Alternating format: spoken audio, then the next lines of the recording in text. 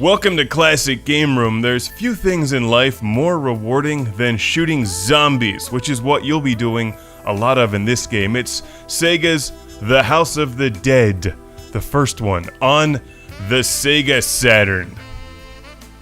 And yes, you'll need a light gun to play it. Thank you. There's a lot of good shooter-on-rails, arcade-style light gun games on the Sega Saturn, and this is probably the most famous, The House of the Dead, which has spawned many sequels and games like The House of the Dead Overkill.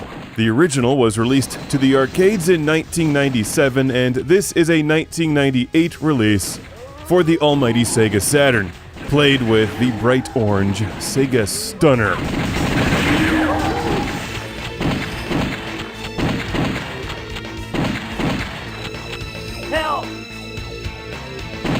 There's no helpful targeting reticule like you'll get with a lot of the newer shooter-on-rails games for home consoles. You've actually got to aim and hit what you're shooting at to survive the House of the Dead, which you probably won't. This game will kill you. It's merciless and easily 10 times harder than the House of the Dead 4, which I just recently reviewed.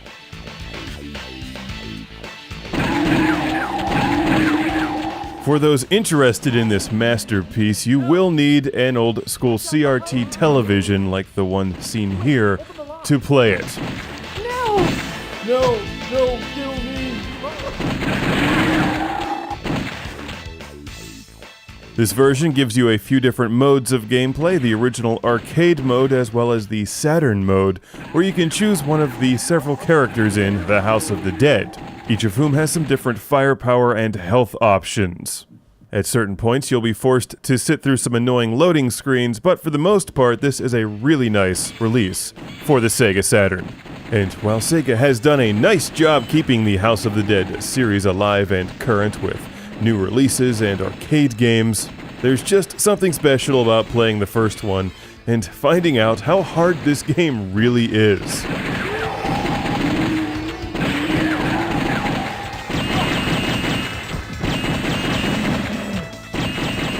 In addition to shooting waves of zombies and other mutated creatures trying to eat your brains, you've got to destroy some challenging end bosses. Fortunately, you can put numerous credits into the game. Even though there's no quarter slot in the Sega Saturn, there's an option for you to do that in the menus. Sophie! You must stop curing.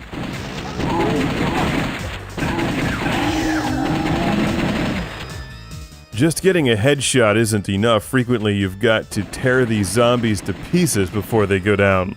And depending on how well you play and what and or who you shoot, there's also different paths through the game.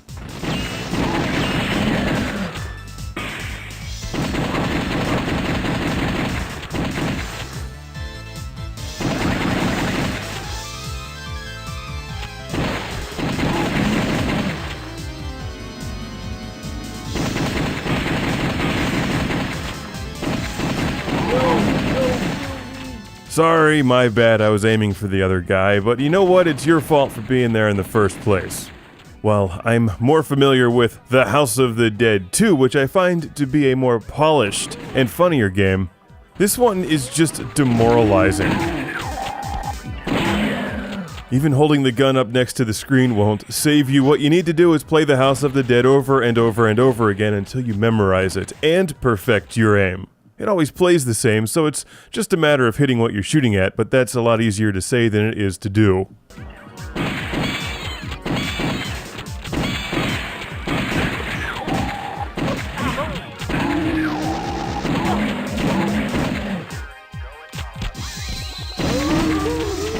What we're watching here is the Saturn mode, where I'm playing as the character with the extremely powerful gun, but you've only got 2 shots, and then you have to reload.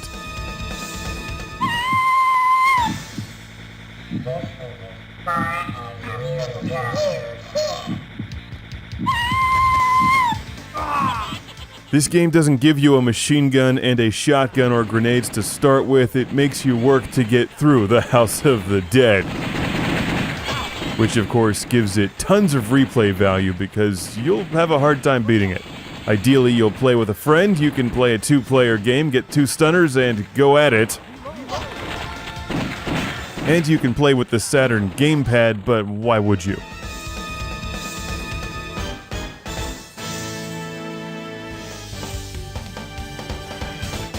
In between rounds, it'll give you your score, and hopefully you've earned an extra life. And I've got to thank our friend Jose from New Mexico for sending this game to the show.